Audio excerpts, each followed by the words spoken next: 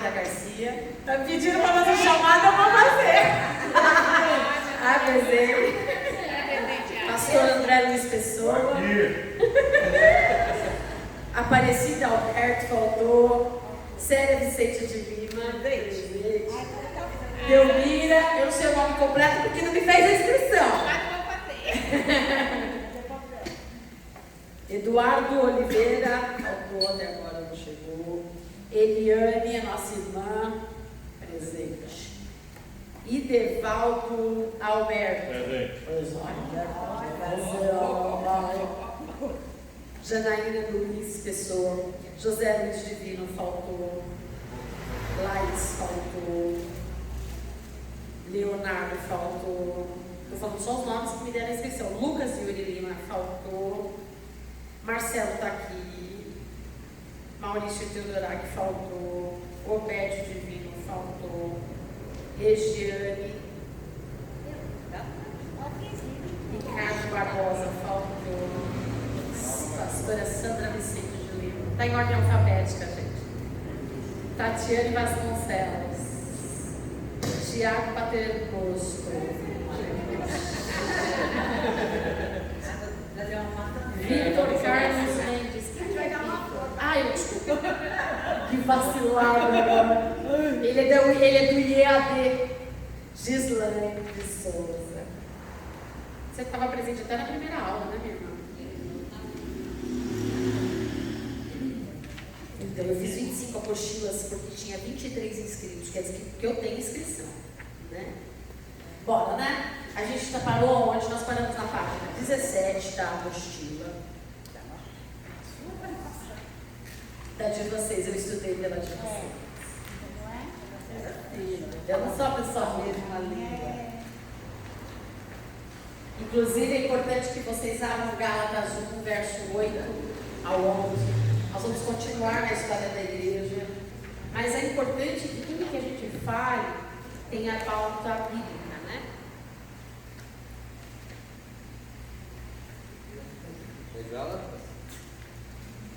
Gálatas 1, do 8 ao 11. Quem achar, pode ler. Não ganha tempo. Mas ainda que nós, ou mesmo um anjo vindo do céu, pregue a vocês um evangelho diferente daquele que temos pregado, e esse seja anátema. Como já dissemos, e agora repito, se alguém está pregando a vocês um evangelho diferente daquele que já receberam, e esse seja anátema. Por acaso eu procuro agora o favor das pessoas ou o favor de Deus? Ou procuro agradar pessoas? Se ainda estivesse procurando agradar pessoas, eu não seria servo de Cristo. Mas informo a vocês, irmãos, que o Evangelho, por mim anunciado, não é mensagem humana. Só isso. Só até 11. Só até 11. Acho que só até 11 já deixou muito claro. É claro que depois vocês podem ver. Tudo que você se preocupa em agradar pessoas com objetivo, você já fugiu do propósito, do que é a palavra de Deus. E isso é base, porque o que a igreja estava vivendo, a gente estava falando da época de Constantino, certo? Então, o Constantino, a igreja passa por 300, quase 400 anos de perseguição, e aí vem esse Constantino, que ele era filho de a mãe dele era cristã. Eu não quero me enfatizar muito em Constantino, mas Constantino é um nome que é importante vocês gravarem bem na memória de vocês, porque ele é o que marca totalmente a mudança radical da igreja. É ele que aquele caminho que era estreito passa a se tornar um caminho mais largo. Por quê? Porque ele tinha má intenção? Não. Porque ele não conhecia as Escrituras. Ele tinha um relacionamento com Deus raso. Ele não tinha um conhecimento bíblico, um conhecimento teológico. O que ele conhecia era totalmente a questão do império, a questão de estrutura, de estudo, conhecimento. E o pouco que ele conhecia era que a mãe dele passava para ele sobre o cristianismo. Então, se chegasse alguém e falasse sobre uma cultura diferente para ele, se aquilo fosse de encontro com aquilo que ele pensava, o que ele acreditava, ele tomava aquilo como verdade. Porque ele não tinha a Bíblia como base da vida dele. Por isso que a gente enfatiza muito o conhecimento da palavra. Se eu não conheço as Escrituras, ou se o meu relacionamento com a palavra é raso, ou se o meu conhecimento de Deus é raso, eu facilmente sou levada para vãs doutrinas. Eu facilmente sou convencida a coisas erradas. Eu facilmente sou levada àquelas coisas que dão resultado. Mas como o pastor acabou de ler, se agrada ao homem, desagradou a Deus. Então já é um princípio, está agradando os homens. A gente vem aprendendo a maturidade cristã. Quando eu vejo que já está agradando as pessoas, eu paro. Eu falo, papai, não me deixe entender o que está acontecendo. Porque foi isso que aconteceu. Então Constantino não era maldade, mas ele não era convertido de fato. Ele era um simpatizante, ele era um homem que gostava da litúrgica, ele gostava do evangelho, ele gostava do cristianismo, mas o relacionamento com ele era raso. Tanto que ele frequentava cultos cristãos como cultos pagãos. E aí vocês já sabem que até Constantino ainda, a igreja não era a chamada igreja do império, mas todo mundo tinha liberdade para fazer o que queria, né? Só estou passando daí, eu sei que eu já falei isso nas outras aulas, certo? Aí vem agora a questão da igreja imperial. Quando entra um novo imperador que vem depois de Constantino, o que ele faz? Ele estabelece agora a igreja cristã como a igreja principal do reino, certo? Foi aí que a gente parou. Até que eu falei dos arianos, que eu falei de Hitler. Beleza? Então a gente vai partir daí. Todas as vezes que as pessoas deixam de se ouvir, todas as vezes que as pessoas, que é o corpo, deixa de sentar. Eu achei até extraordinário a música que a gente cantou quarta-feira, né? De sentar à mesa. Né? Porque na mesa todo mundo dá igual. E quando a gente senta à mesa para falar a respeito daquilo que a gente aprendeu de Cristo, daquilo que a gente ouviu a respeito de Deus, a gente vai tendo percepções diferentes. Nosso campo de visão, ele vai se expandindo. Quando eu paro de ouvir, quando eu paro de aprender, quando eu paro de crescer, eu me estagno, eu fico estagnado. Se eu fico estagnado, o que acontece? Tudo que eu acredito passa a ser verdade absoluta. E quer dizer que o que eu acredito é uma verdade absoluta? Até porque a gente vive num mundo onde tudo é relativo, né? Tudo depende do ponto. Só que o que acontece é que na Bíblia não depende de ponto de vista. Porque eu posso pegar a Bíblia, como muita gente faz, textos isolados, sem contextos, e eu vou pegar aquela Bíblia e eu vou dar uma interpretação, vou fazer uma maquiagem dela a ponto de que aquilo transmita a mensagem que eu acredito que seja verdade.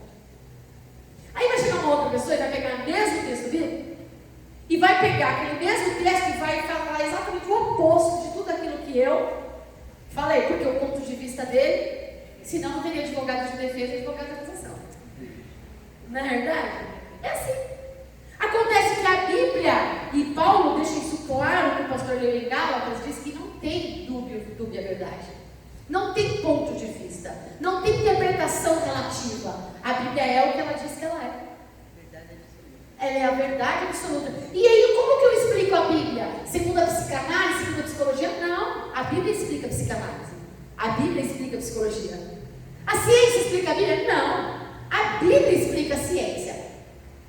Você entendeu? Aí a gente tenta pegar o que é de fora e trazer para dentro, sendo que tudo que a gente precisa está aqui, que é o que nós chamamos na teologia de hermenêutica. O que é hermenêutica? A Bíblia explica a própria Bíblia. Aonde eu encontro as respostas para as minhas dúvidas bíblicas? Na Bíblia. Quer dizer que eu não posso usar outros textos? Deve. Porque se você não entender a cultura, se você não entender a história, se você não entender como eles se moviam, se você não entender como era, seu entendimento vai ser raso. Então, não tem outra maneira de você se relacionar se você não estudar. Então, Paulo está dizendo, se chegar qualquer pessoa e dizer coisas diferentes do que está escrito aqui, é maldito. Pode vir um anjo do céu. Ele falou, até se eu falar alguma coisa, desconsidera. Olha a nobreza, o cara era convertido mesmo. Até se eu falar besteira, desconsidere. Ou seja, questione. Tudo tem que ser questionado. Tudo tem que ser pautado na Bíblia. Por que eu estou dizendo isso? Porque Constantino veio e ele quebrou isso. Ele veio e ele se tornou o quê? A verdade absoluta está comigo. Eu sou o chefe da igreja e o que eu falar, está falado. Talvez vocês que são mais novos não viveram essa era, mas nós mais mais antigos de igreja, vivemos uma era de que você não podia contestar a besteira que às vezes um pastor, ou um líder, ou alguém, um ministro falasse lá na frente, porque é o ungido de Deus, misericórdia, você vai ser fulminado. Gente, você também é ungido de Deus. Ai, não, eu o menino dos olhos de Deus, você também, você é a criação dele? Você nasceu dele? Você sabia que aquele drogado também é ungido de Deus? Sabe aquele assassino também é ungido de Deus? Então não vamos contestar ninguém. Não é isso, gente. O que gerou isso nas pessoas? A falta de conhecimento. Conhecimento superficial, conhecimento raso. Então a gente vê que dentro da igreja, e eu acho muito interessante que Flávio José diz uma coisa que eu acho interessante e importante até você notar. Flávio José. Flávio José, ele é um historiador, não é nem cristão, ele é um historiador judeu. Então, quando ele foi estudar a história da Bíblia, a história cristã, ele estudou de uma forma que, assim, totalmente imparcial. Não foi puxar sardinha para ninguém. Ele narrou os relatos que realmente aconteceram, os fatos que realmente foram comprovados. Ele diz o seguinte: chamado ao ministério significa servo de todos. E Constantino foi criado para ser chefe de todos. O que não cabe dentro da igreja. Eu achei extraordinário. Acho que ele resumiu aqui o contexto do ministério. O chamado, importante, chamado ao ministério significa servo de todos. Você tira o nome da pessoa. Quem foi criado para ser chefe de todos não cabe dentro da igreja. Até porque ele tinha que agradar a todos, né? E a gente, a pastora, acabou de ver. Porque se era para ser chefe, vereador, então, ele tinha que agradar todo mundo, independente se era cristão ou não era cristão. E a partir daí a igreja ela se perde de uma maneira muito grande, que vem o monasticismo, o gnosticismo, vocês têm aí na apostila, né? E aí entra o apolinarismo, entra o pelagianismo, que esses nomes todos vêm do nome da pessoa, tá? A pessoa que começou a levantar as divisões dentro da igreja. Então são várias teses, que Jesus não é 100% divino, que não existe a Trindade. Então cada um vem com uma ideia. Porque aquilo que eu falo, se a gente for fazer tudo o que cada um quer, vai virar o quê? Vou dar um exemplo besta, eu sou roqueiro, gente. Se deixar, só vai ter. Qual vai ser o ritmo da igreja? Rock and roll. E para não ficar só em rock and roll, vai ser um MPB, porque todo roqueiro gosta de MPB. Ponto. Aí se eu for deixar a pastora Sônia, por exemplo, a bicha é sertaneja, cara. Vai ser só o quê? Sertanejo ou forrozinho. Um negocinho pra cá, um negocinho pra lá. Então não interessa o que eu gosto, não interessa o que eu quero, não interessa o que eu acho, a verdade já nos foi apresentada. E a igreja se perde no momento em que isso é quebrado. No momento em que uma pessoa acha que o que ela pensa é melhor do que o outro, porque ela acha que ela foi eleita por Deus para conduzir os outros, ela se perdeu. E a igreja se perdeu porque acreditava que aquele homem era um homem de Deus. E aí a gente vê os arianos católicos, eu já falei disso, que houve uma divisão, depois ele mudou de ideia. E a partir daí, a igreja se torna a igreja oficial do Império. Isso acontece com o edito de Tessalônica, quando o imperador, em 379, Teodósio, assume o comando. A fé cristã se torna a fé oficial do Império. Se a gente olhar para isso a princípio, o que você vai imaginar? Isso aqui são os ateus da apostila, né? Nem tudo que eu falo está na apostila, mas é a base da apostila. Isso daí o que é? A gente está na parte 17. O que acontece? Quando a igreja se torna parte do império, então o que mantém a igreja?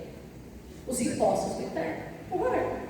Automaticamente, o governo, para manter o povo feliz, agradável, sempre um lugar confortável, um ambiente onde as pessoas gostam de estar, o que o governo vai fazer? Investir. Só que para investir eu preciso ter o quê? Dinheiro. O que eu vou fazer? Cobrar imposto, né, velho? Tira de você para você. Tira de você para você. E aí eles começaram a cobrar mais impostos. E a igreja vai se perdendo. À medida dependendo, e aí, à medida que a igreja deixa de ser casa de oração e passa a ser uma empresa, onde eles têm administradores, onde os chamados, os missionários, os pastores não são mais por chamados, passa a ser legado familiar, é onde nasce o nepotismo na história, aonde as famílias começam a dominar os monarcas, os homens de dinheiro começam a comprar as posições na liderança da igreja. Por quê? Porque agora o interesse não era mais que o povo adorasse a Deus, o interesse agora era que a igreja se tornasse forte, e como ela era uma imperial, ela determinava as regras de conduta, as regras morais, as regras civis, e para o governo era importante que a igreja falasse a mesma língua do governo. Então não se iluda que ao tornar a igreja imperial, fazendo com que a igreja ditasse as regras. Era um império subimplantado na igreja que ditava as regras, ao ponto de mexer com o emocional, manipulação das pessoas, para dizer, você tem que fazer isso, se você não fizer isso, você vai para o inferno. Você tem que respeitar a autoridade, porque se você não respeitar a autoridade imperial, você vai para o inferno. A ira de Deus recairá sobre você. Os mais antigos já passaram por isso, tá? E aí começa essa imposição, como se a graça fosse algo que não existisse, como se a misericórdia fosse algo que não existisse, como se a salvação fosse por mérito. E é isso que começa a ser implantado dentro da igreja. Essa necessidade de manter um templo, de manter uma igreja, essa necessidade de estar bem com todos, essa necessidade de fazer com que as famílias ricas tivessem acesso à igreja e que a igreja se tornasse algo comum, mas dominado e governado pelos ricos, por quem tinha dinheiro, por quem tinha poder, quem tinha talento, quem tinha dom, não era quem tinha chamado. O que acontece? A igreja ela se perde de tal maneira que os ditos começam a ser manipulados. Se você fizer tal coisa, vou usar a nossa linguagem, olha, você tem que dar para receber.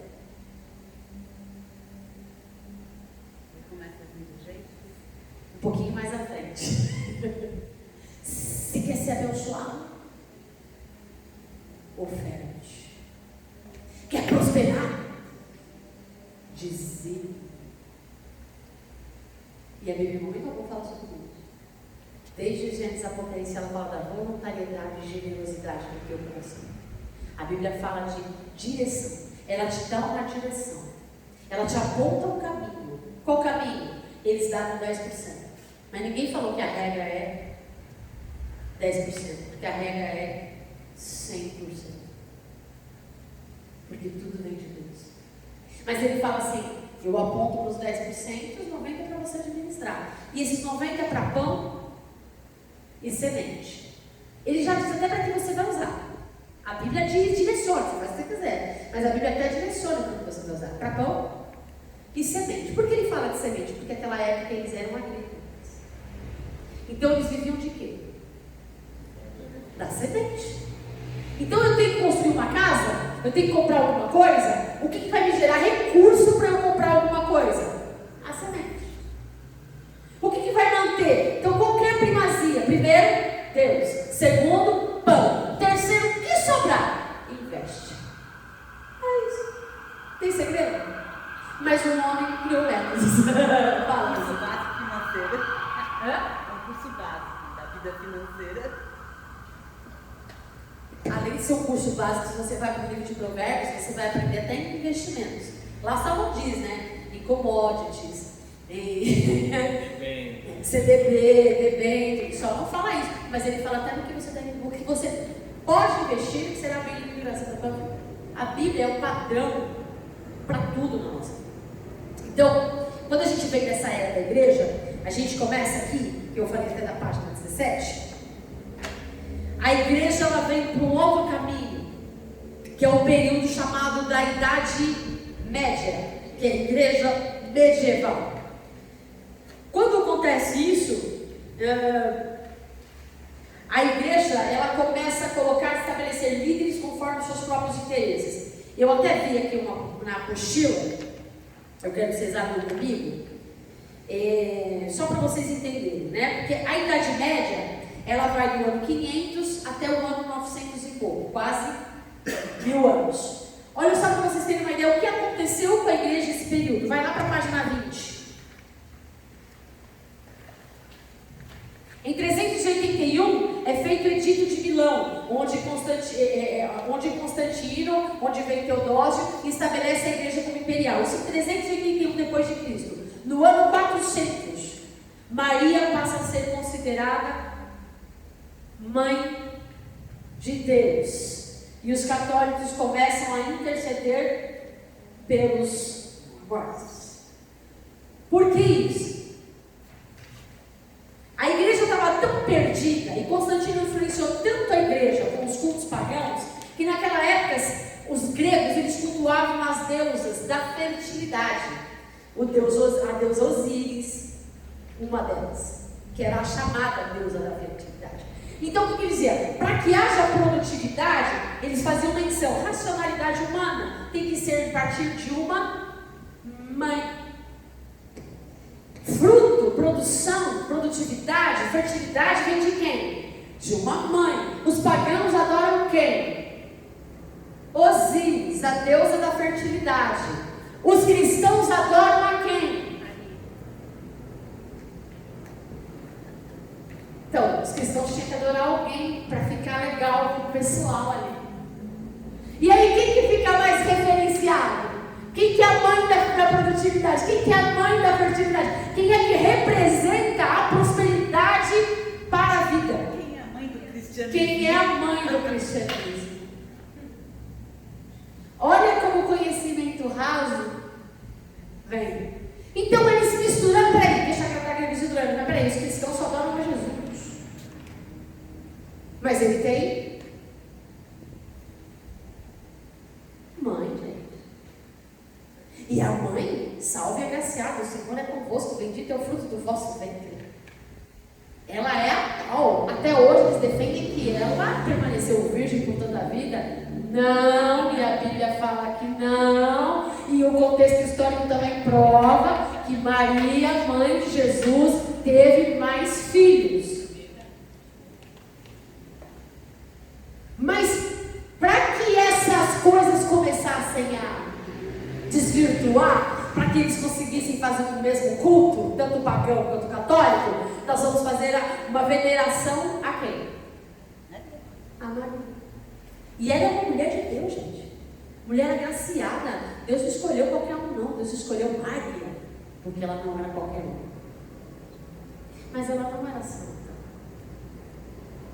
E não intercede por nenhum de nós, pecadores. Porque a Bíblia diz que só há um, que é Jesus. Então o que eles fizeram? Não vamos agradar a galera, porque a galera tem necessidade de adorar alguém. E aí nasce quem? Maria. E essa questão de intercessão pelos mortos, vem de onde surge essa questão da intercessão pelos mortos?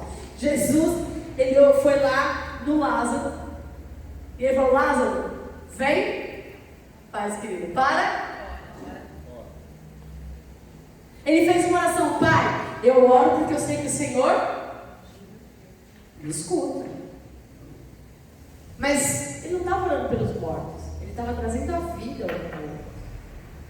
E aí vem essa ideologia, e aí essa crescente de que os egípcios tinham muito disso, tanto que os egípcios eram embalsamados. Você pode ver que a cultura de Jesus ser ungido e tudo mais vem de quem? Dos egípcios. E o que acontece? Por que eles enterravam até com os ouros, as riquezas das pessoas? Porque eles acreditavam que eles viriam uma nova vida, e aí eles teriam que ter os seus recursos, mas eles vão vir uma nova vida sem recurso. Então vamos guardar esses recursos, vamos interceder. Aquele que morreu na pendura, para que quando ele ressurja, né, ele venha salvo, venha próspero. Morreu, como é que é? Isso também vem dos livros que não são canônicos, né? São os apócrifos, que também falam sobre a vida dos mortos, que aí vem até a questão da encarnação, não como um Cristo ressurreto, não como nós seremos ressuscitados num novo corpo, mas aqui não fala sobre um novo corpo, fala sobre a reencarnar. É como assim: será que na próxima vida eu vou vir como gato? Eu não gosto de gato.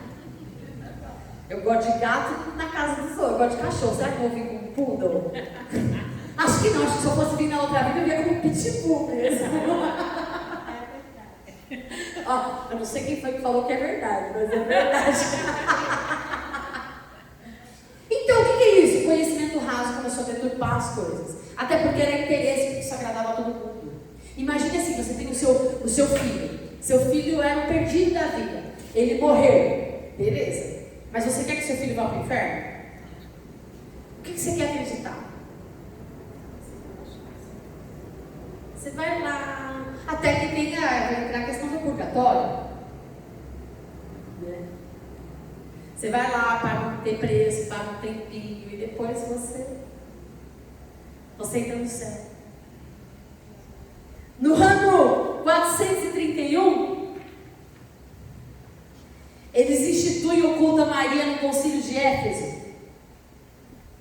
No 451, surge a doutrina da virgindade perpétua de Maria. No ano 503, gente, tudo que eu estou falando é história. E nós estamos falando da nossa igreja. Isso, nossa igreja. É criada a doutrina do purgatório. Em 554, existia uma festa que eles costumavam fazer, os pagãos, chamada Saturnália, que era a época de grandes... que veio antes, tem a festa das luzes, que os judeus comemoram a festa das luzes, né? Que era um tempo de muita deficiência, de debilidade. E aí veio um tempo de muita prosperidade, um tempo de libertação, um tempo de renovo, né? Aí depois vem a historinha do São Nicolau, né? Que é um pouco mais à frente. A gente só está dando uma resumida. Que era um bom homem, que era um bispo da igreja, que fazia boas obras. E aí, a partir dessas boas obras, o pessoal inventou, comercializou, enfim. Até porque Jesus não nasceu em 25 de dezembro. Eles estabeleceram a data e oficializaram 25 de dezembro como o nascimento de Jesus para coincidir com as festas pagãs que existiam naquela época. Então, a gente comemora, gente, porque a gente tem uma mente mais elevada, uma mente mais aberta. Mas Jesus, ele nasceu pelo contexto histórico das estações em meados de março ou abril. A ressurreição dele também. Gente, estamos perto do Natal. Hã? Estou em março.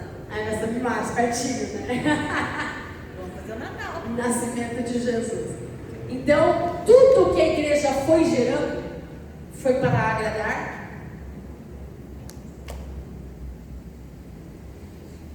No ano 600, Gregório Grande torna-se o primeiro Papa. Vamos passar para aí. A instituição papal.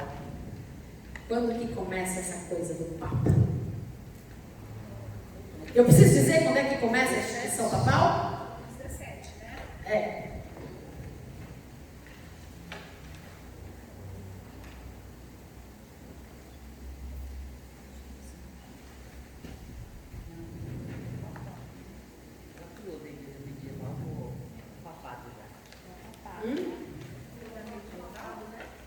Não, mas eu já falei, vocês não lembram quando começa a questão do papado?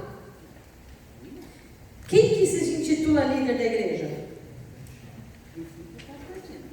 Constantino. Ele se tornou o primeiro papa. O primeiro papa foi Leão. Leão,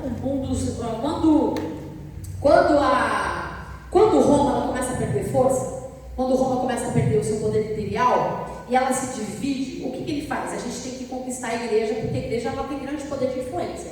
Então a gente tem que fazer com que a igreja se fortaleça. Quando eles faziam isso com interesse político, com interesse financeiro e governamental, o que eles começam a fazer? Além de investir nele, ele dava algumas coisas boas para a igreja. Sabe aquela coisa de eu vou pagar, vou dar um cala-boca para você? Que se faz até hoje, chamada corrupção? É isso aí. Acontece desde aquele dia. Eu te dou benefício, mas você me dá alguma coisa em troca. Eu te pago e você me favorece alguma coisa. E sabe além do troca? Amor aqui, o amor de Cristo, de doação, de entrega aqui, já se perdeu há muito tempo. Aqui é tudo assim. Para eu te dar, você tem que me devolver alguma coisa em troca. Então o jogo de interesse na igreja já começou ali. Mas ele ainda não se intitula Papa. Eu até falei que teve um outro cara que veio que decide, que eu não lembro o nome dele, eu falei na outra aula, mas está aqui na apostila. Quando a gente vê, nessa época da igreja medieval, e Roma começa a perder força, vários países começam a vir e invadir Roma. E eles começam chamados bárbaros. Eu amo esse filme filmes medievais? Vocês gostam de filmes medievais? Eu gosto também. E aí vem, a igreja se divide. O imperador, ele perde força e o Império de Roma se divide. Aí se divide entre o povo oriental e o povo ocidental. Nós vimos do ocidental, por isso que a gente não vai embasar muito no oriental, ok? Então a gente está vindo do povo ocidental. Quando se divide, diante do caos político que existia, o que é a igreja? A igreja começa a se levantar. Só que nessa que ela começa a se levantar, ela não começa a se levantar com o poder e na autoridade do Espírito Santo, ela começa a se levantar com o poder político. Porque a igreja tinha muita influência nos governos imperiais. Tanto se você assiste aqueles filmes medievais que eu sou apaixonada, muitos deles são históricos e muitos deles são verdadeiros. É claro que tem uma dramatização do filme, tem todo aquele jogo e tal, mas muita coisa ali é baseada em verdades. Vocês nunca viram aquele filme que as pessoas dão a vida e lutam por causa do nome até de Cristo, por causa da igreja, por causa do império? Esses dias um novo Robin Hood que saiu aí, né? Que ele vai para a guerra, ele defendia o seu rei, depois quando ele volta, aí a França tenta dominar onde eles estavam, né? Isso é contexto histórico. E quando rolava tudo isso, a igreja estava envolvida no meio de tudo isso, gente. Porque quem é que ungiu os reis? A igreja. Quem é que dizia para o povo, ó, seus soldados de trouxa? Esse é o homem que Deus escolheu para governar vocês. Esse filme, Robin Hood, retrata bem isso, porque o cara ia lá para as cruzadas e não para as lutas dele, né? E quando ele voltou, o cara ia perder e ia ser invadido por fama, ele faz uma promessa para o povo, faz um edito, ele assina, eu vou com vocês para a guerra. Enfim, eles ganham a guerra. Quando ele volta, o que ele faz?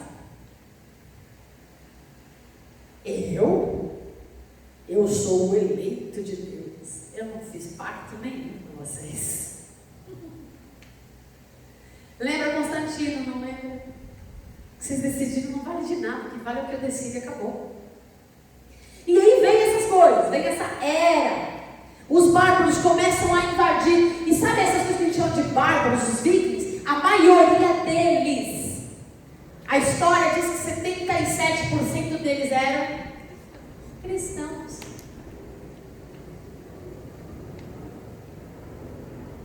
Pasmem, essa é a nossa história.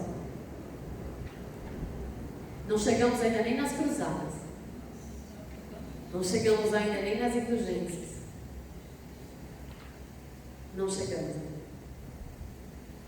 Chegou-se uma época que a igreja se corrompeu de tal maneira, e é esse meados de 500 a 1000 depois de Cristo, que os papas que eram eleitos por dinheiro, por monarquia, por família, por familiaridade, eu até anotei aqui, eu quero que vocês anotem, deixa eu só achar. Aonde está? Em 400 a 461, quando Roma cai, em 410, os bárbaros invadem Roma, e aí começa o fim do império, começa mais um tempo, que é o tempo do papado, que a igreja começa a dominar e mandar em tudo. E eles estabelecem o primeiro bispo de Roma. Entre 400 e 461, o primeiro bispo de Roma, chamado Leão I, ele chama para ele a responsabilidade. E o mais legal é que ele faz, por ele ter uma autoridade espiritual para os homens, não que ele tinha, mas para a visão dos homens, além de ele ter uma autoridade governamental, ele passa a ter para os homens uma autoridade espiritual. O que ele faz? Ele começa a conciliar as brigas entre os povos. Ele vai no meio dos bárbaros, ele vai no meio dos vikings, e ele consegue entrar em acordos e fazer apaziguar a guerra. E quando ele começa a fazer isso, as pessoas olham para ele e falam: esse cara é um homem de Deus, mano. Esse cara é um homem de Deus. Ele é o primeiro papo. Ele é o primeiro papo.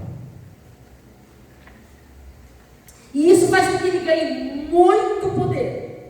E foi aí que começou a ideia de que o Papa, o líder da igreja, é o sucessor de Jesus. Tipo assim, quem que é o anjo da igreja?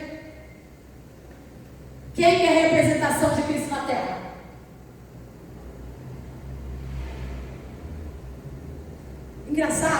está falando assim, as pessoas quando falam disso pensam na igreja católica, né? Apostólica romana, né? Eu não faz muito tempo, não, que eu vejo coisas semelhantes a essa. Foi a partir daí que começa a ideia de que o Papa, o pastor, o bispo da igreja, ele é a autoridade máxima, incontestável. Que o que ele fala, o que ele diz, o que ele dita, é lei, é conduta, é moral. Que o que ele diz é como se Jesus estivesse dizendo através dele. É como se o véu, que quando Cristo foi morto na cruz, não tivesse sido rasgado e a humanidade precisasse de um intermediário para chegar a Deus. É como se o véu não tivesse sido rasgado e para que Deus falasse com o povo, ele precisasse de um intermediário. E aí vem essa era. A igreja entra no período mais terrível e sombrio da história. A gente já falou lá do que começa, a partir daí, do que começa a gerar adoração, veneração, idolatria e bababá. A gente está no tempo medieval. No ano 600, na cidade de Meca, nasce um rapaz. E esse rapaz, ele tem algumas influências cristãs. Mas nesta época do ano 600 existiam muitas religiões. Muitas religiões. A gente ainda está na página 17, calma. A gente está falando o papado, da origem, a gente está falando das coisas, a gente está ainda falando dessa época aqui, tá? Daqui a pouco a gente já vai sair daí. Calma. É que eu estou explicando o que está escrito aqui, aí eu só tenho uma base. Agora eu estou explicando o que é isso aí que está escrito aí, tá? Poxa. Quando eu entrei no ano 600, para vocês entenderem uma coisa. Quando chega no ano 600, nasce um rapaz na cidade de Meca. E ele tinha influências. Nessa época, as religiões eram diversas.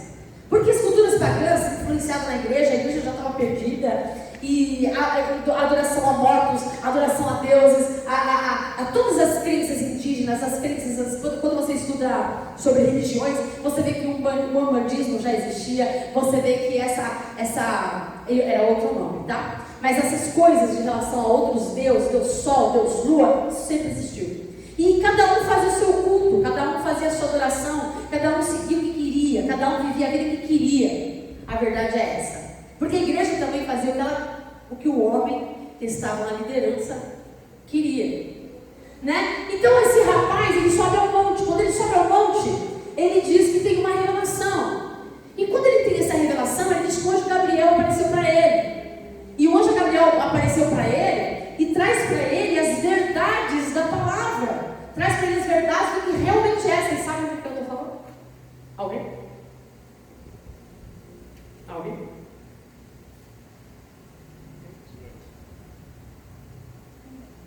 600 eu não lembro não. Não lembro desse cara aí não. Eu vou dizer para você.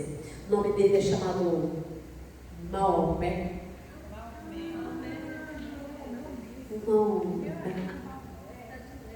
Ele desce do monte. Lembra de Moisés? Moisés sobe o monte, Deus dá ele as revelações da... Ele, lógico que ele ouviu falar a respeito disso. As tábuas da lei. É lógico que ele ouviu falar a respeito disso. Ele era filho de comerciantes, mas comerciantes falidos, não tinha dinheiro. Então, para ele sobreviver, ele cuidava de ovelhas. Ele era um pastor, um cara simples. Por isso que ele subiu ao monte. Ele foi orar, disse que o anjo Gabriel apareceu para ele ter uma visão. Sabe essas coisas de Deus me deu uma visão e agora o negócio é isso. O pastor acabou de ler há poucos minutos atrás. Maldito. Não faz muito tempo não, gente. No ano de 2000 ou 2003, um camarada aí se levantou e disse que teve uma revelação, uma visão de Deus. Deus estava dando uma nova direção para a igreja. E hoje, 97% das igrejas cristãs Vive sob nova direção. Vivem sobre esta direção. Então, nós vamos estudar. Eu estou trazendo história, eu repito sempre, o que eu estou falando aqui, procuro na Wikipédia, eu estou falando nada do que não está lá. A diferença é que eu estou trazendo o contexto bíblico. eles falam das guerras continentais de França e Inglaterra, que na época medieval era muito isso. Só que quem fala que por detrás de tudo isso estava quem? A igreja. Gosto da história. Nós, estava tudo por detrás. Qual de poder, de domínio, de querer autoridade. E aí, ele vai, e o que acontece? Quando ele volta, ele fala isso, o povo rechaça ele, o povo não aceita ele. Aí ele vai para uma outra cidade, ele vai para a cidade de Zurique. E quando ele vai para lá, ele serve uma mulher, e essa mulher era muito mais velha que ele, que não é bobo nem nada, casa com ela. Ela era a chefe dele. E aí quando ele casa com ela começa, o tio dela era cristão. Então o que acontece? Ele começa a falar e ele começa a trazer ideologia de que na verdade a revelação que ele tem é a verdade, que pode se considerar, e tudo que ele fala, no começo das suas falas do Alcorão, são falas de paz, falas de tranquilidade. Que Jesus é um grande homem, mas na verdade agora é Alá. Todos sujeitos ao Deus. Só que a forma dele interagir, dele agir, é uma forma que isso enfraquece demais a igreja. Demais a igreja. Por quê? Porque ele começa a divulgar isso, a igreja já estava perdida. Porque você lembra, por que Jesus disse para o povo depois, isso por todo mundo pregar o evangelho, mas não, ele não falou, vai agora. Ele disse, fica em Jerusalém, até que lá do alto seja revisto. Porque não adianta ser na tua força. Não adianta ir no teu braço. Não adianta ir no teu conhecimento. Se o Espírito Santo, que é capacitador, que é a tua força diretriz, que é a representação que é o próprio Cristo em você, não estiver contigo, você se perde. Então a igreja foi perdendo a direção do Espírito e foi sendo conduzida por ela mesma. E à medida que ela foi sendo conduzida por ela mesma, ela perdeu o poder e a autoridade no mundo espiritual. Ela tinha poder e domínio governamental, ela tinha poder e domínio imperial, por causa da manipulação, por causa do dinheiro, por causa do favoritismo, por causa das trocas, mas não por causa da espiritualidade dela. Ela perdeu força. E aí só me levanta, e agora ele vem, a mensagem dele começa com mensagem de paz. E lá ele aceita, ele é bem quisto, porque as mensagens dele agradavam o coração dele. Só que ele vem com uma outra, não, depois ele vem a segunda fase, né? Que uma maioria começa bem. Se perde no meio do caminho. Por isso que a gente fala que o que importa não é o começo. É o meio. Porque o fim não é determinado pela forma como você começou. O fim é determinado pela forma como você dá no meio. Por isso que Abacuque diz a viva, é claro que não é esse o contexto teológico, mas eu vou usar isso como muitos usam. Texto fora de contexto. Agora só para pontuar. Aviva a tua obra no meio dos anos. Aí você lança a campanha junto. Agora eu falei igual Penteca, pegou a visão? Agora ele começa a impor uma coisa mais impositiva. Agora o negócio muda. Porque agora é o seguinte: o Deus que nós servimos, que era um Deus de vida e morte, é o seguinte: ou você vive por ele ou você morre por ele. Então, na verdade, ele se torna um grande general bélico. E quando ele se levanta um grande exército, e é assim, aceita, não aceita, morre. Ele vai conquistando todas as cidades. Ele chega a conquistar a Antioquia, a cidade do cristianismo, cara, de Paulo estabelecer a igreja. Ele começa a conquistar todas as cidades cristãs. E quando ele conquista Jerusalém, aí que a igreja perde sua força. Mas vocês acham que Deus ia deixar por isso, não? Alguém? Não. 635 ele conquista Damasco, 637 ele conquista Antioquia, 638 ele conquista Jerusalém, 642 ele conquista África, Alexandria e Cartago. Em 711, olha como o islamismo cresceu, ele conquista toda a Espanha. E por onde ele passa, porque a religião deles não é só uma religião veneração e serviço. É um projeto de vida. É tipo assim, a gente vai mandar em tudo mesmo. O que a igreja estava tentando fazer? É um projeto de vida. Quem quiser viver por isso, beleza. Quem quiser viver por isso, não serve. Não morre. Morre. Então na Europa surge um novo império. E aí veio no ano de 800 Carlos Magno, na França, um cara que ele era estudado. Um cara inteligentíssimo. Quem conhece, isso é muito forte na filosofia. O nosso querido psicólogo está aqui presente. Na filosofia. Patrões das artes. E aí veio o Papa e elege ele, que nessa época era o Papa terceiro, Leão III, que dá legitimidade a Carlos Magno para decidir qualquer demanda. E o que Carlos Magno tenta fazer? Ele faz, em boa parte, trazer toda a glória de Roma, porque o Islã já tinha dominado tudo. Mas, gente, esse é a era mais ridícula, mais tenebrosa, mais vergonhosa da igreja. Ele assume, ele traz um fôlego para o império, a teologia começou a ser refeita, o pessoal começou a pegar os compilados, a Bíblia, os testamentos, os 10 testamentos, eles começam a colocar tudo isso em ordem. Eles começam a estruturar a igreja, a estruturar o ensino. Mas olha o que vem. Renascimento cultural, redescobertas dos filósofos da cultura grega clássica. Com a morte de Carlos Magno, a igreja teve um fogo, certo? Com a morte dele, o que a igreja faz? A igreja é uma bênção, né? A gente está sempre assim. A morte de Carlos Magno denota a total corrupção da igreja. Página 18.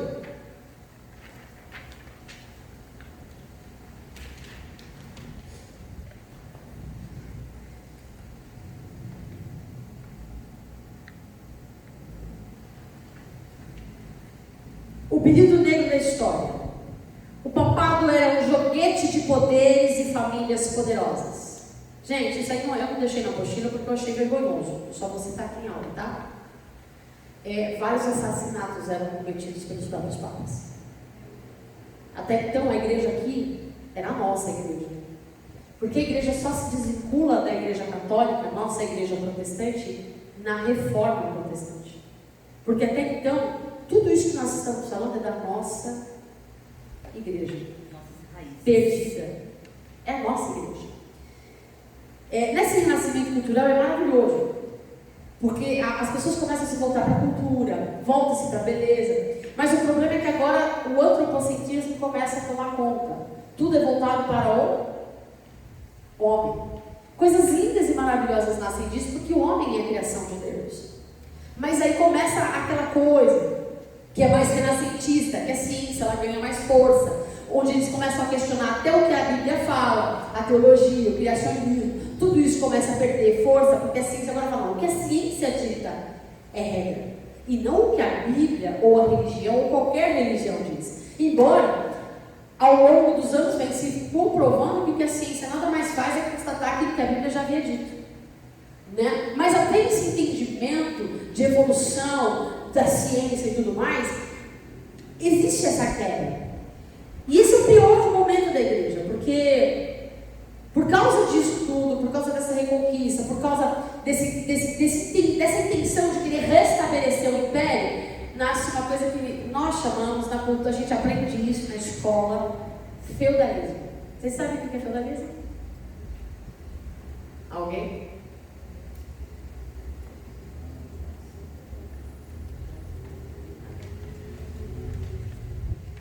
Senhores feudais, gente. A escravidão. Os donos de terra, os donos de dinheiro. Eles mandavam, desmandavam, matavam. Eles pegavam seus escravos, estou falando de história aqui.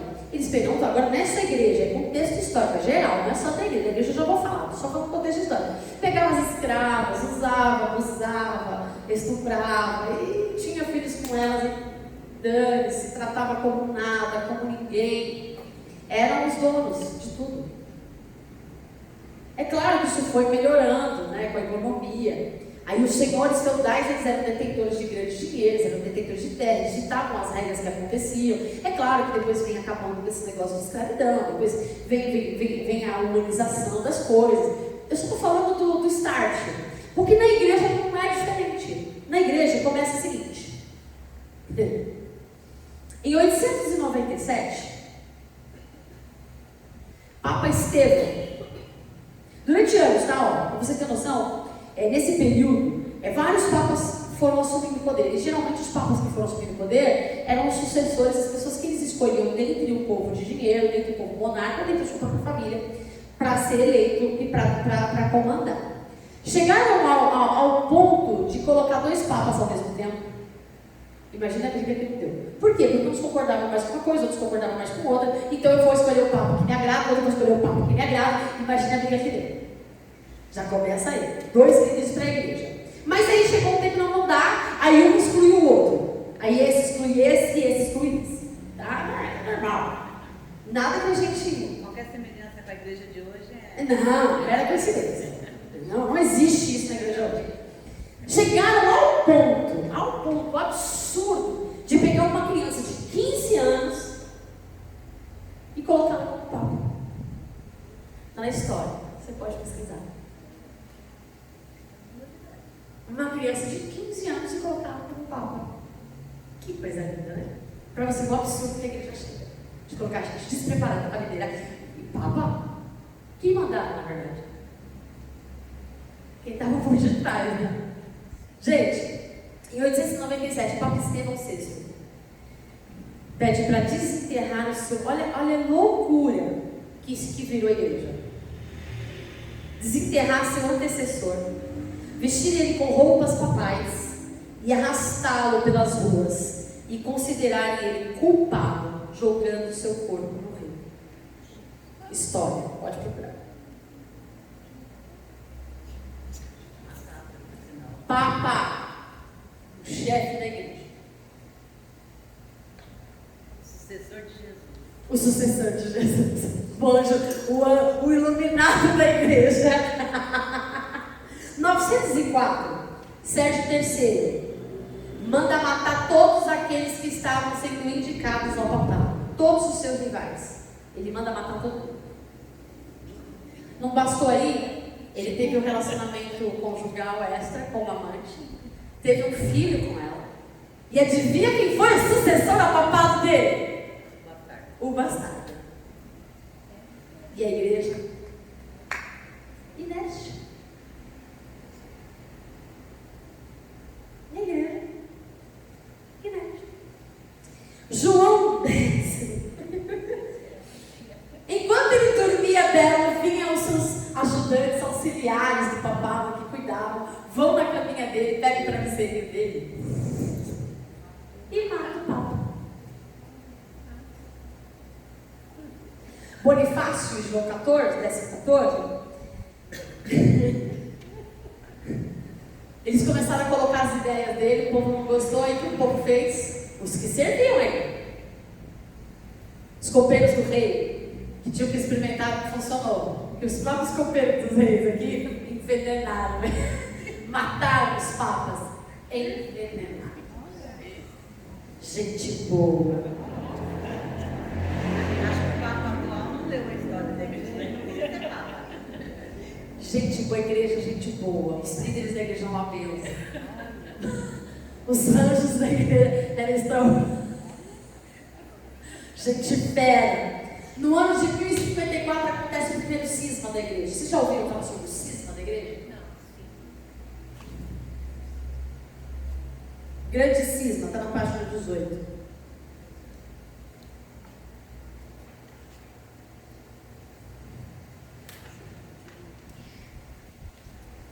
Os remanescentes se levantam e vê que os absurdos que a igreja estava cometendo estavam muito distante, muito longe do que os pais da igreja ensinaram, do que os pais apostólicos ensinaram.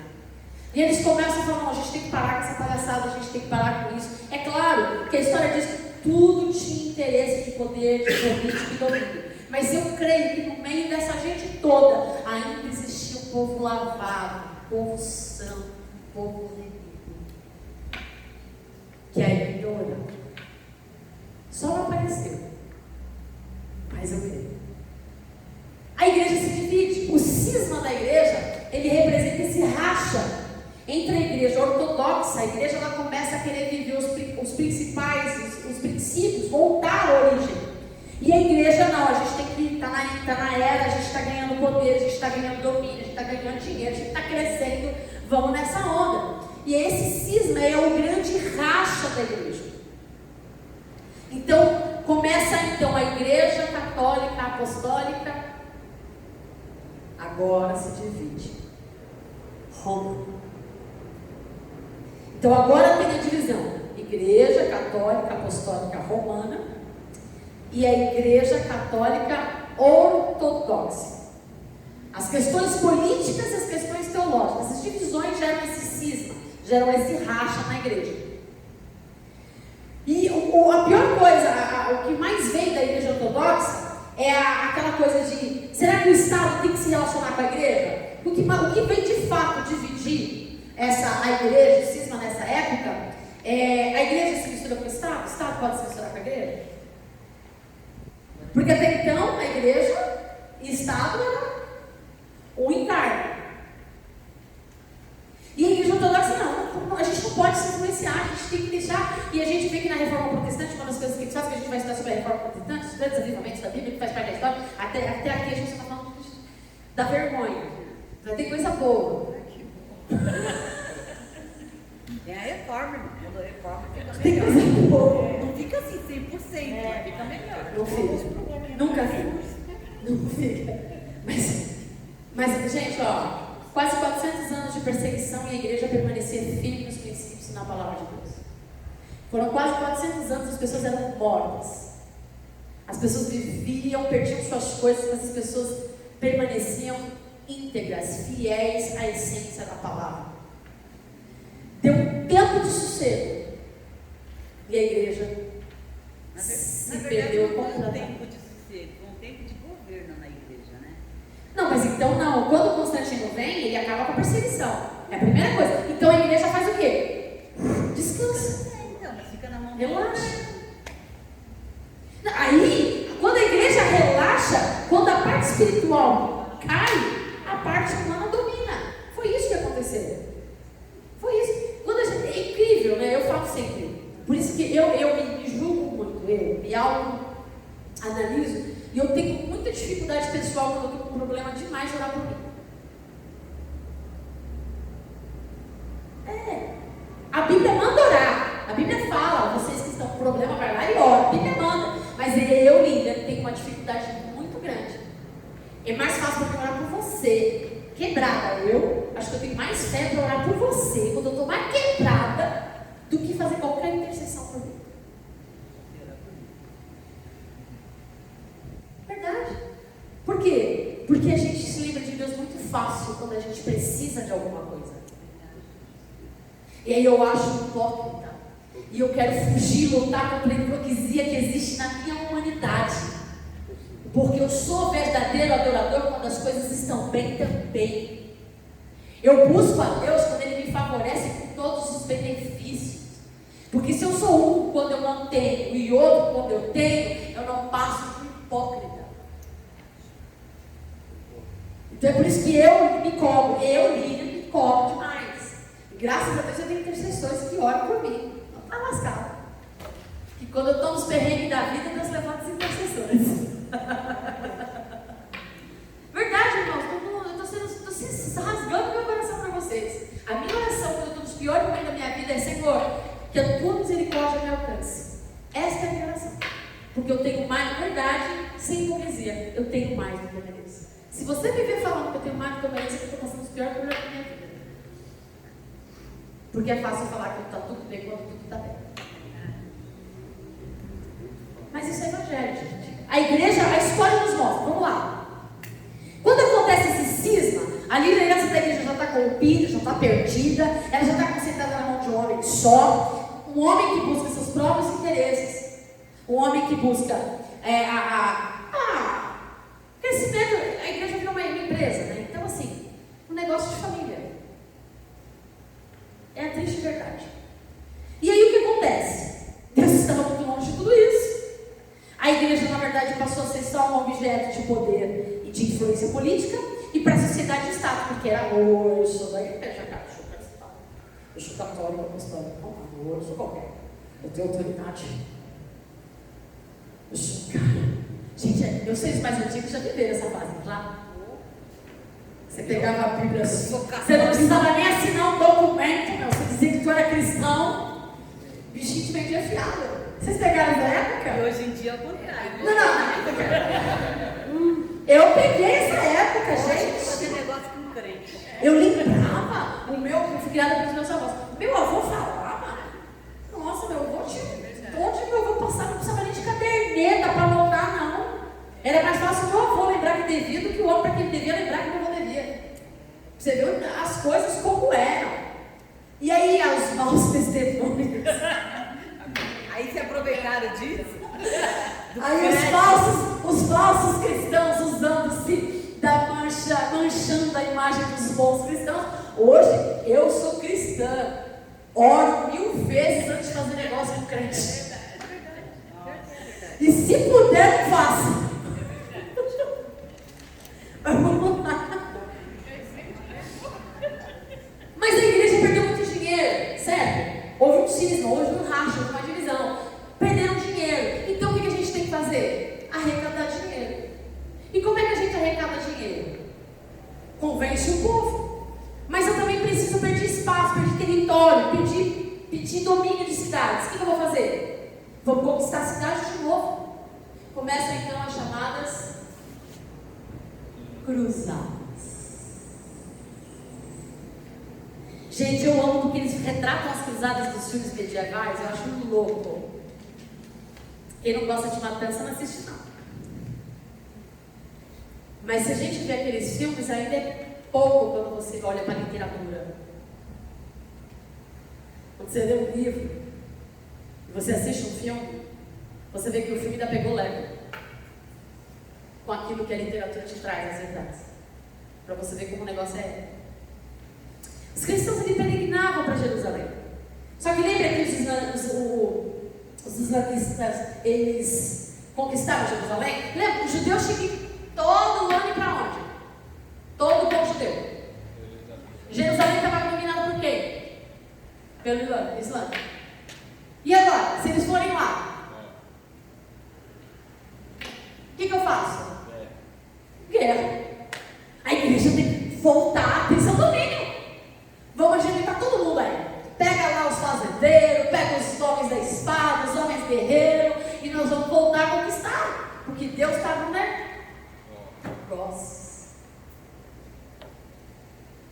No ano de 1095, o Papa Urbano II chama o povo para uma era de mudança.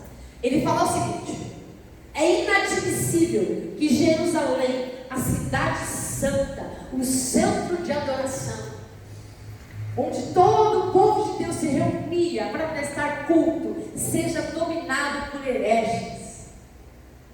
E ele convence o povo de que Deus estava levantando aquele povo para reconquistar Jerusalém. Todo mundo, você é um homem de Deus. Vamos para a guerra. Só que o que acontece? Começou uma era assim: ó Tiago, se você for com seus filhos, até então os maiores de idade, se você for com seus filhos para a guerra, sabe aquele pecadão que ninguém viu? Sabe aquele pecadão que ninguém sabe? Se você morrer lá, então o céu é garantido para você, porque você está dando a sua vida pelo reino. Aí eu te pergunto, qual era a motivação daquelas pessoas saírem cruzadas?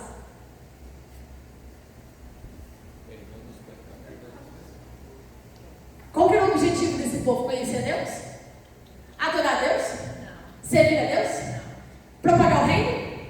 Qual que era a motivação desse povo? Ganhar o céu. Porque o problema, gente, é não ir para o inferno. O problema não é viver com Deus. O problema não é se relacionar com Deus. O problema não é ter intimidade com o Senhor. O problema não é viver uma vida com Ele. A questão é, eu não quero queimar no inferno. E o oposto do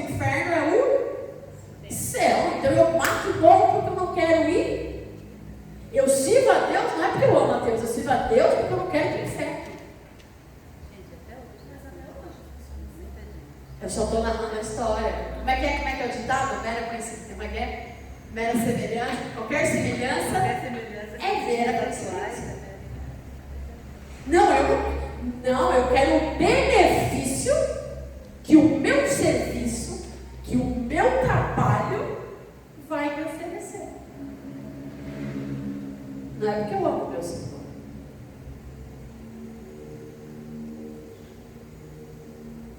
História, gente. Está nos livros aí da história. Vai lá para a Barça, vai para o Wikipédia. É história. História. Muitas e muitas guerras. Até que eles conquistaram, viu? Eles voltaram e conquistaram Jerusalém. O povo deu a vida. Eles conquistaram Jerusalém. As cobranças de impostos. Queria mais um cisma. Papa sexto urbano. Mas eles não gostavam muito do cara. Aí foi bem assim, eles elegeram o Papa, e aí o Papa começou a cobrar muito imposto, o povo começou a se rebelar, não gostando de você. Porque a liderança agora que escolhe não é Deus. É os monarcas, quem tem din-din. Não é mais Deus. Então é o seguinte, a gente vai destituir você e vamos colocar outro Papa para mandar aqui, porque você não está agradando a ninguém. Então você tem que nos agradar para a gente poder fazer alguma coisa. E aí vem a Guerra dos 100 anos, onde a Inglaterra apoiou um Papa e a França outro. Isso daí vocês também conhecem a história, né, gente? Vou só lembrar vocês. Isso é outra divisão da igreja. Eu falei da igreja católica apostólica romana, da igreja católica ortodoxa. E agora vem o seguinte. O camarada lá, ele casa com uma mulher. Eu não lembro de qual país, mas na apostila tá para vocês verem que fala. Ele casa porque ele tem filho. Ele casa com a mulher, mas a mulher não dá para ele filho.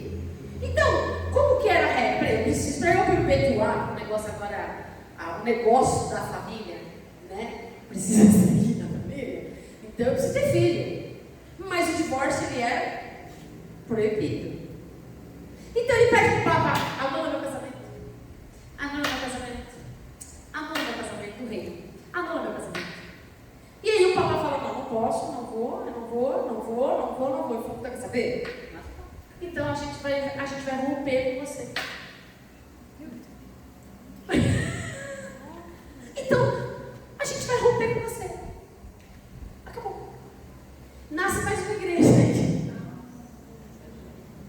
Vocês sabem qual é? Boa igreja, eu já fui algumas vezes. Muito boa.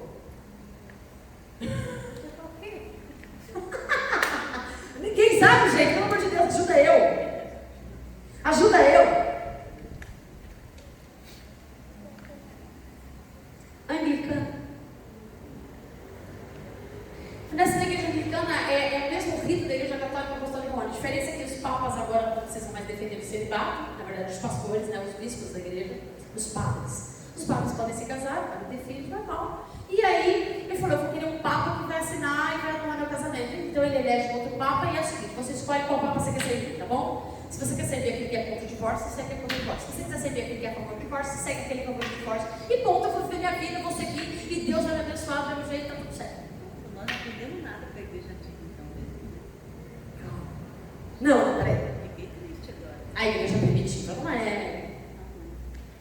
A igreja se perde. A igreja primitiva é uma benção. Mas ela continua perdida essa história. A gente precisa voltar às raízes. Não. Hoje não estamos assim. A gente precisa voltar para as raízes da palavra. Vamos ser sincera, quem adere para o homossexualismo vai para a igreja dos homossexuais. Quem é divorciado vai para a igreja. Gente, a igreja está para todo mundo. A igreja é para todo gosto. Tem! Achei o João Se você concorda com aquele pastor, vai. Porque a palavra agora, eu não vou mais para a igreja para se confrontar. Eu vou para a igreja que eu quero paz. Eu vou para a igreja que eu quero uma palavra de motivação. Eu vou para a igreja que eu quero uma palavra de esperança. E a igreja, ela tem a responsabilidade. É claro que ela vem para trazer palavra de salvação. É claro que ela vem trazer palavra de conforto. É claro que ela vem trazer palavra de motivação. Mas o propósito da igreja é apregoar o reino de Deus e a sua justiça. Você está precisando de ajuda? Procura um psicólogo. Deus já levantou os psicólogos para isso. Está precisando de ajuda financeira? Procura um banco. Ele é uma instituição financeira. Pegue empréstimo, pague juros. Está doente? Você está precisando de. Você está doente? Vá ao médico.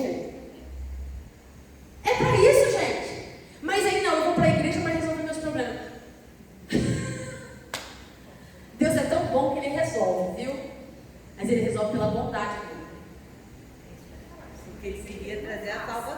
Não, lógico que ele faz. Mas aí que está o problema, Deus não deixou de ser quem é. Ele continua sendo Deus. Nós é que o buscamos pela motivação errada. Nós não queremos Deus. Nós queremos o que Ele pode promover na nossa vida. Nós queremos os projetos, as promessas, nós queremos os sonhos, mas não queremos se relacionar com Ele. Não queremos nos sujeitar a Ele. Nós não queremos o senhorio dEle. Nós queremos Ele como nosso Salvador. Senhor, vem, me salva dessa situação. Senhor, vem, me salva deste problema. Senhor, vem, me cura dessa doença. Mas nós não queremos Ele como Senhor. Nós não queremos servir, né? Nós queremos que Ele nos sirva. Eu não pedi para nascer, eu já ouvi isso de jovem. Eu não pedi para nascer, se Deus quer que eu nasça, então Ele que promova. Gente, eu já ouvi, tipo, jovem crente. Eu falei, quer dizer, não é crente, isso não é crente, não. É igrejado, precisa conhecer a Bíblia. Se não conhece Deus, a gente está cercado de pessoas, pastores, líderes, missionários, evangelistas, mestres, que não conhecem a Deus. Conhecem a instituição chamada igreja, mas não conhecem Deus. Aí se relacionam com a igreja não como um organismo vivo, não como nós, mas como uma hierarquia e chefia de uma empresa, como a igreja vem fazendo ao longo dos anos. Não a primitiva, porque a primitiva não era assim. Tudo em comum. Tua fome é minha fome, tua prosperidade é minha prosperidade. Você está chorando, a gente chora junto. Era nós. Nunca andava sozinho, era sempre todo mundo à mesa. Era o sentar à mesa, é o partilhar do pão. Nunca andava sozinho, sempre de dois em dois. Porque se um caísse, não era um que mandava, era o concílio geral. Tinha os pais da igreja, que não eram eram pessoas que Deus levantava para que juntos tornassem uma grande potência, que é a igreja de Efésios, o grande edifício, o corpo de Cristo, do qual Cristo é cabeça. Mas a igreja se perdeu e vem se perdendo. Em vez de voltar, continua. Em vez da igreja ser a referência para o mundo, a igreja usa o mundo como referência. E aí, gente, vem o renascentismo, a cultura, as artes, Michelangelo, Donatello, Leonardo da Vinci, que eu sou apaixonada, gente. Acho lindo, não tenho talento nenhum, mas acho extraordinário. Aí, a igreja, para não ficar atrás, que não tem problema nenhum. As coisas belas foram criadas por Deus. O problema é quando o trono é você. Que um dos maiores absurdos dessa nossa geração é falar que nós somos o centro do coração de Jesus. Milhares e milhares e milhares de pessoas, milhares e milhares de jovens, principalmente, estão sendo influenciados por este tipo de liderança e influência.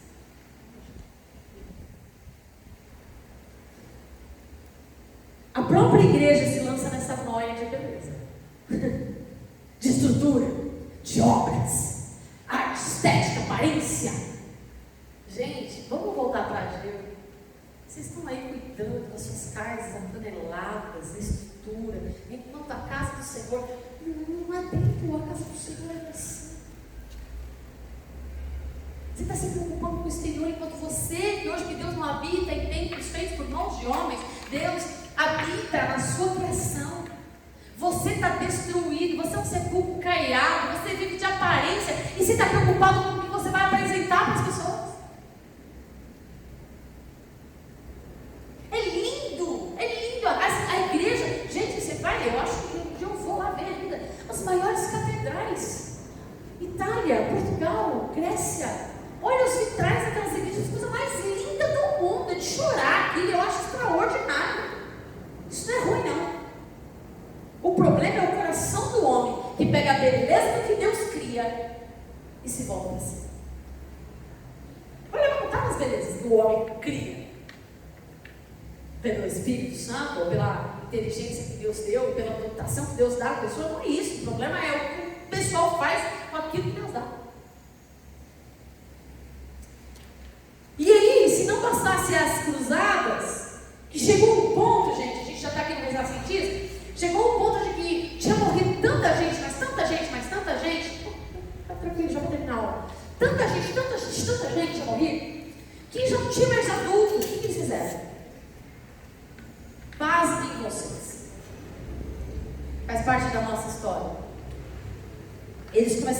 convocar as crianças para irem saírem cruzadas, porque as crianças tinham sangue inocente. E Deus as honraria, porque elas eram inocentes. Paz com vocês. Milhares e milhares de pessoas morreram, mais do que na época da perseguição da igreja. Mas a igreja não conta isso.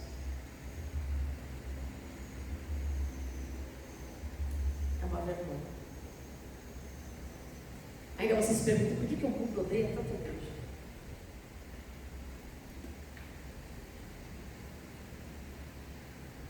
Por que o mundo é tão revoltado com a chamada instituição religiosa? Por que muitos desigrejados odeiam a instituição chamada igreja? A gente é fácil culpar o diabo. Porque é mais fácil culpar o diabo do que trazer a responsabilidade para nós. Porque a responsabilidade de ser carta viva de Deus na terra não é da igreja, instituição, é nossa. E se alguém está usando mal ao nome de Cristo aí fora, e você é omisso, Martin Luther King diz que o pior é aquele que é omisso, aquele que se omite diante de uma injustiça. É quando a gente não é, as nossas armas não são humanas, as nossas armas são espirituais. Mas a igreja se tornou uma igreja inerte, uma igreja morta, uma igreja influenciável, não uma igreja que influencia, uma igreja que reclama, uma igreja que murmura, uma igreja que só se preocupa com o exterior, mas não cuida do que é importante, para onde vai a sua alma. Uma igreja que se preocupa com multidões, mas não é capaz de se preocupar com o vizinho. Que não é o nosso caso.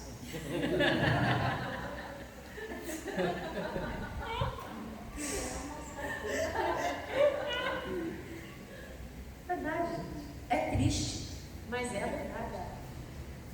Esse renascentista é maravilhoso para a nossa história. Não pense você que não é Deus, ou porque é Deus no controle de todas as coisas. Porque se as coisas não acontecessem, nós não seríamos levados para o propósito dele. Porque ele fez uma promessa que ele voltaria. Ele disse que o mundo se perderia, que por se multiplicar a iniquidade, ele disse, não tem nada que acontece que a gente vive hoje que já não tenha sido escrito. O problema é que a gente é tão tapado, gente, falando por mim, a gente é tão burro, que a gente tem tudo para a gente viver o evangelho da verdade, e a gente prefere viver o evangelho da mentira, porque nos convém viver na mentira e no engano. Porque o evangelho nos confronta, o evangelho nos tira da inércia, o evangelho mata a nossa carne, a boa nova nos faz ver que Cristo é de verdade. E o evangelho é uma chamada, não é para ter os benefícios do que ele pode dar, o evangelho é uma chamada para ser como ele é. A gente quer fazer com que tudo se volte para aquilo que a gente quer, mas na verdade tudo que Deus nos chamou para viver, seja como eu. Isso é evangelho. Essa é a boa nova. Eu paguei tua dívida.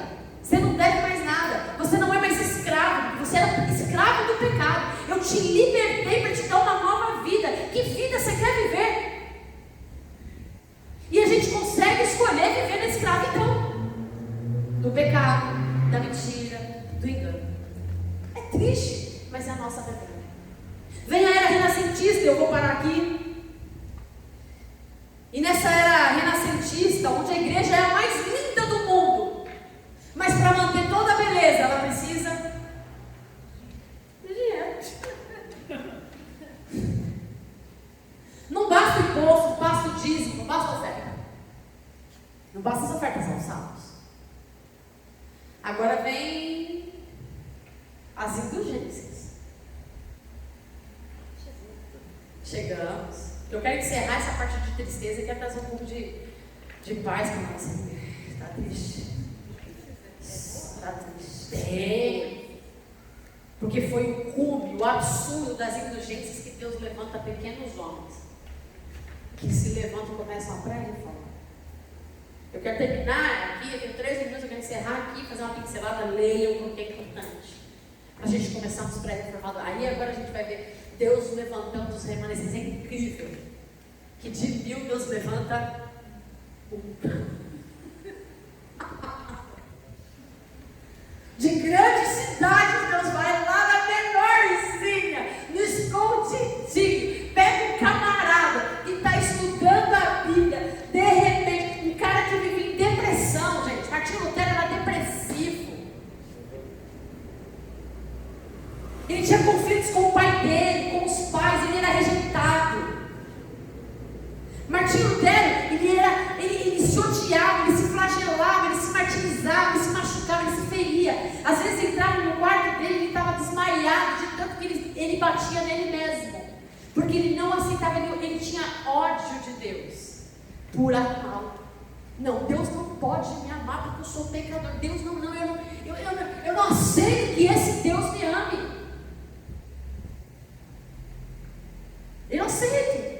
Até que um belo dia, ele foi escolhido. A gente vai falar um pouco mais sobre isso, só para vocês terem um pouco de respiro, né? Porque eu só falei desgraça até agora. Ele vai dar aula, ele é convocado para dar aula de teologia, porque ele é um grande estudioso. É desviado esse jeito. Mas muita gente que faz teologia, que estuda ciência da religião, muita gente que não tem um encontro com Deus e estuda ciência da religião, como eu estudei, Acaba sendo. se desvia. Se não tem um encontro com Deus, cara, você pode até não desviar de Deus, mas da igreja você não quer mais saber. Mas deixa eu falar de Martinho. Ele vai dar aula. E quando vai dar aula, é legal porque, por mais que a gente estude a Bíblia, quando a gente ensina, eu falo por mim, eu me forço, eu me obrigo a ir mais a fundo. E quando ele começa a ler o livro de Romanos, peraí, esse negócio de pagar para ser salvo, esse negócio de pagar para ter pecado perdoado, não, reza 10 Ave Maria, faz 5 Pai Nosso, o seu pecado perdoado, tá tudo certo. Porque agora é assim, né? Isso deixa de ser uma indulgência.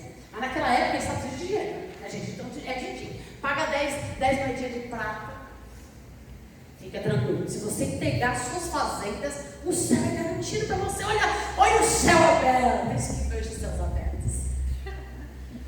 Martinho Lutero começa a ler o livro de Romanos, o justo viverá pela fé. Os olhos espirituais de Martinho Lutero se abriram.